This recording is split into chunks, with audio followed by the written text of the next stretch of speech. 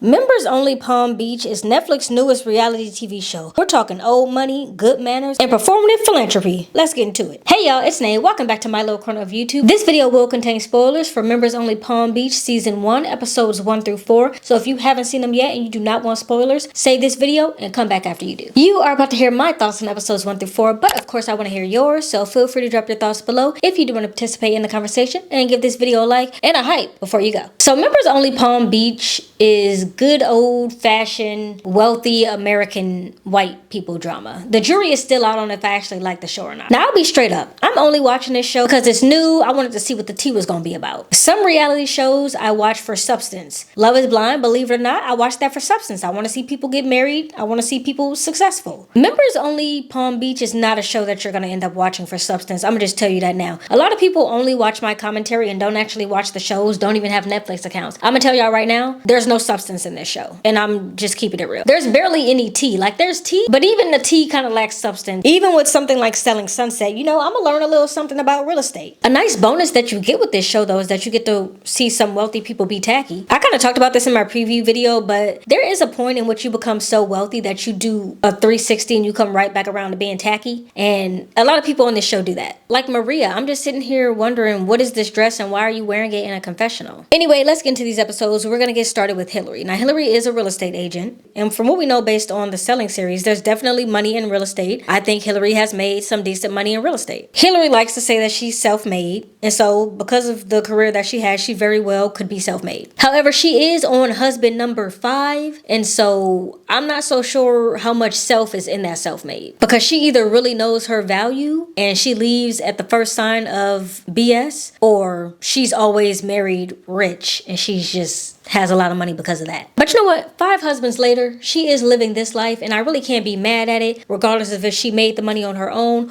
or she got it through the people who she was married to. I can't be mad. She's living a life. She did meet her most recent husband on vacation in Amsterdam. Apparently he was the doorman. He was the head doorman, but apparently he was the doorman. When I met Luke, he worked at the Hotel de la Rope in Amsterdam. He was the head doorman. I could not have imagined falling in love with the hotel doorman.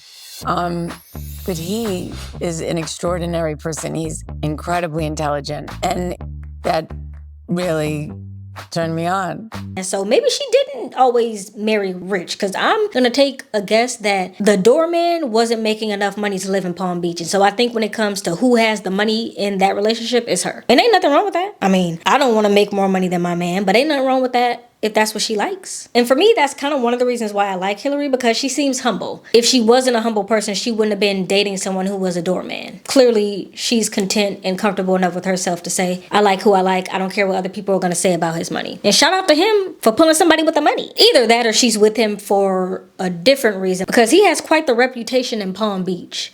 We've heard a rumor that he is well endowed. If he wasn't, I wouldn't have married him. And I'm still sitting here wondering why that was a question that production felt comfortable asking. Isn't that kind of crazy to ask somebody? In my preview for this series, which if you missed it, you can watch it below, I talked about how I view Hillary as one of the Palm Beach trifecta, at least as it relates to this show. That being Hillary, Gail Brophy, and Rosalind. Hillary has been in Palm Beach for 20 or so years, and she spent that entire time establishing herself in the Palm Beach hierarchy, which is really hard to rank in that hierarchy because, you know how it goes with rich people and class and status and all of that. And Hillary pretty much lives and breathes Palm Beach society. So much so that she can't even have fun. She throws this fun in the sun party. And the idea of this party is supposed to be, oh, this is where we all come to let our hair down. This is where we all, step outside of how hard it is to climb the social ladder in Palm Beach. And this is where we come to relax. It's fun in the sun. We're having a good time. Toesies are out. It's supposed to be that vibe. Everyone is supposed to feel free to be themselves, but not too fucking much. Because Hillary's gonna remind you of where you live. I value every single fucking one of you. The amount of swear words coming out of Maria, she lacks class. When I saw that happen, I was like, this is a grown-ass woman. If she wants to curse in a moment where she's feeling overwhelmed and having a lot of emotions, what's wrong with that? Y'all know me, I curse. I know when to turn it on and off, but I definitely, listen, I be cursing. In my eyes, Hillary does kind of view herself as the overseer of her little group in Palm Beach. And if she keeps having that mentality, one of these days, somebody's gonna check her. hopefully soon. And it honestly might be Gail Brophy because she definitely shaded her. I forget what they were having a conversation about, but Hillary ends up saying, oh, you know, because I know Elon. They're talking about Elon Musk. And Gail goes, oh, you know Elon? Because Gail obviously does know him in some capacity. And Hillary goes, well, I don't really know him, but, you know, I'm within 6 feet of him at any given time when I'm, you know, doing this thing that she does. And Gail's like, girl, you don't know Elon. Stop playing. Maybe you could get Elon Musk to donate a trip to the moon. Oh, you know Elon? No. And my thing is like, neither one of y'all should be excited about knowing Elon, but I have not forgiven Elon yet. And I'm even talking about outside of all of his bigoted nonsense and the fact that he's letting people run rampant on X. Outside of that, Elon was supposed to be Batman. He was supposed to turn Gotham into a good city. And instead, he's over here playing the Joker with 50-11 baby mamas and 30,000 kids. Make it make sense. It's giving baby daddy. It's the Batman to baby daddy pipeline. But I digress. Now, I mentioned this briefly, but at a certain point, Gail mentions that both her and 45 were bidding for Mar-a-Lago, but 45 outbid her. And so any chance that she gets to mention that Mar-a-Lago should have rightfully been hers, she's gonna let you know. And why I say that Hillary shaded her is because when Gail says, yeah, 45 outbid me for Mar-a-Lago, Hillary says, well, baby girl, he didn't pay that much for it. I bid against Donald for Mar-a-Lago. Well, he didn't pay much for it. Basically insinuating, well, if he was able to outbid you, bitch, are you broke? Because it's giving brokey. He didn't even pay that much. You couldn't afford it? You know how rich people get. That's very a rich kind of shade. Like, oh, money issues, babe? Can't relate. It's like, y'all know y'all both got the money, so like. Gail almost got escorted out by the Secret Service because we saw Trump walking by and she went over to him and said, hi, do you remember me? And the Secret Service is like, I told you to stay in your seat. And she didn't listen at all. And he obviously clearly did not remember her. I'm not gonna lie to y'all. I didn't know what Mar-a-Lago was before this show. I had heard of it in passing. First, let me preface this by saying I'm disassociating from politics for the next 4 years. Just to be 100% honest with y'all. I said it the moment that the election happened. I said I'm disassociating because participating in this for the next 4 is going to drain me of my soul. And so I literally am disassociating. Keep that in mind. That means I'm not actively looking up any of this stuff. If it comes across one of my feeds, I might take a look, but I'm not actively paying attention to it. And so I didn't know what Mar-a-Lago was. I had to look it up because it was coming up so much in the show and they kept bringing it up in relation to 45. And I knew that I had previously heard Mar-a-Lago in relation to 45. So I was like, I better figure out what Mar-a-Lago is. I'm still not sure I know. But from what I understand, it's a country club. It's a country club. It's some land. I thought it was a golf course or something, but apparently it's a whole country club. So maybe it has a golf course on it. And when I looked it up, it turns out that Mar-a-Lago is a Spanish phrase. Isn't that irony at its finest? Anyway, it means from sea to lake, and it's a private members-only club in Palm Beach. A club that a lot of these people belong to. And to be quite honest, I'm not surprised that these are the type of people who canoodle with 45. Now, Hillary kind of touched on this, and y'all know me. When I watch stuff like this, I always say that I'm watching for the entertainment, and I've said that very explicitly about this show because I don't think this show has much substance. However, I did learn a little something from Hillary. It's important to be a member of a club because that really becomes your social circle. But really what's more important is what social group you become a member of once you're a member of a club. And if you don't fit in, you're not going to make it. I mean, it's just that simple. So the way that I understand it is that there are multiple clubs that you can belong to in Palm Beach. Mar-a-Lago just happens to be one of them, but there are several other members-only clubs that you can belong to. Now, I can't quite put my finger on it, but something about this cast to me is giving gay drama. And let me explain before y'all try to get all up in arms. The type of drama that they have is very messy tea coded, if you know what I mean. It's like they're reading each other like they're on an episode of RuPaul's Drag Race and the library is open. If Palm Beach Society were a high-rise building, Hillary and I are definitely in the penthouses. Maria is on the 3rd or 4th floor. And Ramina's in the basement. Like Gail's wig was sliding off her head in one of the episodes. That's very like, you know, like drag queen coded. And the girls will be talking about her wig sliding for days on end. They would never let her forget it. My hips. Oh my God. Oh shoot. Oh my God. Are you okay? Oh my God. Wait. Hold on. Here. I thought there was... Hold up. I will. I'm holding it. Hold on. Wait. Get her other hair. Oh no. Wait, I got it. You hold the hair. Yeah. And then I just, wanted to help her fix her wig and realized how awful her wig is. And I'm not gonna lie, I ran that scene back several times just to watch her wig slide. Because girl, how you got all the money in the world but your bust down can't stay in place? The math is not mathing. Listen, Gail, I know that you're from high society. I'm gonna give you a little black girl tip. Take you a bobby pin, and they make them gold so you can get you a blonde colored one. Get you a bobby pin. Right where that wig meets your hair on the side of your ear, tuck that bobby pin. The wig combs is not combing, go ahead, tuck a bobby pin right here, bobby pin right here. You're gonna be solid. And if you're bald underneath, don't stress. Get you some stronger wig glue. Get you some Gots to Be. It comes in a yellow can, Gots to Be glue, not Gorilla Glue. Gots to Be glue. You spray it on that hairline or where your hairline would be. Like I said, if you don't have hair under, where your hairline would be, you place this is my hair though. Don't ever get it twisted, bitch. I got inches. But you place it right where your hairline would be, spray that Gots to Be glue. You get you a hair dryer. I know how white women love hair dryers. You hair dry with the heat on. That wig is not moving, girl. I'm trying to help you out because having your wig slide on national television is giving peasant. And I know you're not with the peasantry. Let's talk about Rosalind. Now, I have given and will continue to give Rosalind a lot of heat because I feel like she deserves it. Because like I said, I think she's one of the fakest of them all. In fact, I have deemed her Rosalind Always On Yellen. If I'm saying your last name wrong, sorry, girl. And I call her Always On because she never stops playing the part of America's sweetheart. I get to wear beautiful gowns, beautiful dresses, go to balls, and it's like being Cinderella every day. There's no greater cause than saving lives. Thank you, and God bless our veterans and the United States of America. Not just about giving, it's about believing. And I know she gotta be exhausted. Rosalind has to go home at night, take her shoes off, take her diamond earrings off, take her mask off, and flop on her bed and think, oh Lord, today drained me. Mentally drained from playing pretend all day. Because how stressful is it to always be on? I mean, truly, it sounds very stressful living in Palm Beach. This area is being ran like a damn sorority. Rosalind has Gail Brophy as a mentor. It's literally bigs and littles. She gives her this book of legacies. I don't know if the book is real or not. They keep talking about the book like the book is real. I don't know. And basically, I guess inside this book, because they dance around it, I guess inside this book is supposed to be every man, woman, child that ever existed in Palm Beach and all the accomplishments they had and all the tea on them. It's supposed to be like the burn book of Palm Beach. But this is the book of legacies of who the real grand dames are in Palm Beach. I'm one of the last ones living alive.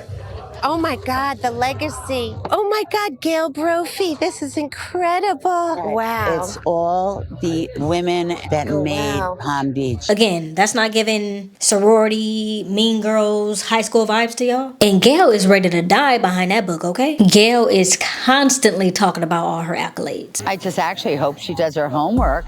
And if she does, then she's going to find out that I'm the real thing. She's going to have to read 700 pages minimum on Google. I prepared for you 30 pages of all newspaper articles going back to the 80s of every single company that I've owned, racehorses that I've owned, resorts that I owned. I owned 1040 Fifth Avenue, President Calvin Coolidge. I'm one of the last of the Coolidges. How interesting. But I never tell anyone. Hillary and Rosalind don't like each other because it took Hillary 20 years to do what Rosalind has done in 5. And arguably, I would say Rosalind has even surpassed Hillary in social status. That's just the way that I see it. She's constantly rubbing shoulders with 45, like I said, and she's really in the mix. She's doing her shit. I can't deny. If you want to talk about getting it done and being in a bag, Rosalind is in her bag, and she's very successful at what she does. Another thing that I can't take from Rosalind is that I do think she is the best dressed in Palm Beach. Her dresses are always on point. It's always a look. It's always a vibe. Whoever her stylist is, they are earning every single conservative penny from her. Next up is Romina. She is the newest in Palm Beach. I believe she's been there 2 years. She's been deemed as Palm Beach's Kim Kardashian. People call me the Palm Beach Kim Kardashian. Everywhere I go, people always think I look like Kim Kardashian, and I'm always like, thank you. And I see it. Now, although I do think that Romina is too new in Palm Beach for me to have put her in the trifecta, I do think that she is a good representation of where Palm Beach needs to be going. She thinks so too. Most of the people in Palm Beach, mainly the women, because let's be real, the women are the ones who are always gossiping. Most of the women in Palm Beach don't really seem to like Romina because she's new money and she's not acting like she's been somewhere before. You better act like you fucking been here before. And look, I understand the sentiment. Even if you are new money, if you're going to be living in a place that you know is old money and has old values, then baby, you got to get in where you fit in. However, if I'm paying 20 million plus for a house and you think you about to tell me how to dress when I walk out that bitch, you got another thing coming. I always audit everybody's outfits prior to my event. So I asked Romina what she had to wear to the party. And other than dresses, like up to her pupuk, she gave me one choice. She looked very Kim Kardashian and inappropriate. I paid $20 million. Now maybe you might have paid 30, but when we're talking millions, what really is the difference? You can't hold your money over me because I also have money. Now no one ever explicitly says this, but this is how I see it as a black woman. I think Romina is also having a hard time fitting in because Romina, from what I can tell, is one of the only people damn near in Palm Beach, but definitely in this cast, that is not white, or at least white passing. She's very clearly an ethnic person. And so when I look at Palm Beach, and I'm only looking at Palm Beach from the representation that I get from this show and this cast and what I've been seeing them post on Instagram, Palm Beach is very white. It's nothing wrong with that. People want to tiptoe around that and, oh, you can't point it. No, Palm Beach is a very white place to live. And so if you're going to tell me that there are no people living near Mar-a-Lago that might not like Romina because her skin is a little bit too dark, listen, I was born at night, not last night. I was actually born in the morning, but it kind of fit. I'm just saying, I felt like the camera crew was fighting for their lives, trying to include the 3 people that exist in Palm Beach in the B-roll. Every time they saw them, they were like, stay on the shot a little bit longer. We got to show that there are black people here. Just to show a glimpse of diversity. And I don't understand why, because people who go to Mar-a-Lago don't even believe in DEI. So why y'all trying to diversify this cast? Nevertheless, I don't like that they're trying to dim Romina's shine. Like I said, I understand in theory why they're saying, look, you need to assimilate. Because this is Palm Beach and this is how we live in Palm Beach. I understand that in theory. Like, I get why they're saying it. I get why they want her to do it. At the same time, she's the youngest on the cast. She dresses like a young woman dresses. She has style. She's not 60 plus. Y'all dress like 60 plus year old women because most of y'all are. You know what I mean? So I don't like that they're trying to dim her light. Tell her she can't have her boobs and her knees out. When I've seen Rosalind several different times have her cleavage and her knees showing. I took her to Mar-a-Lago to Red, White, and Vogue. She sent me a picture of her outfit ahead of time. I said, please don't wear that. She showed up in the outfit. The picture of us with the Marine went viral.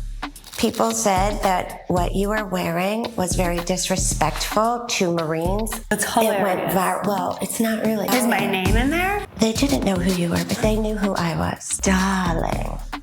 You never show your boobs and your knees. But I do think that there is a time and a place. And maybe at this charity event was not the time or place. And they are on her head about everything. She forgetting people's names. She's too loud. Rosalind tried to explain the too loud thing by saying, well, you might startle someone. I'm sorry, are these not grown-ass people? Y'all getting startled by someone speaking too loud? For me, if I had this amount of money, I would want to live the rest of my days out in luxury and peace. Palm Beach is giving hard knock life. It's the hard knock life for us. But again, I gotta double down and say that I genuinely like Gail. Again, I think she's calculated. She is the queen of always on, but you gotta give it to her. They were at some type of tea party because, rich people like to have tea for some reason. Romina says something along the lines of, I think Rona had some positive things come out of it. And Gail sits back and looks at her and checks her real quick. Oh no, honey. A lot of people died during Rona. Nothing good came out of it. Period, Gail. I feel like COVID was like a blessing for many people.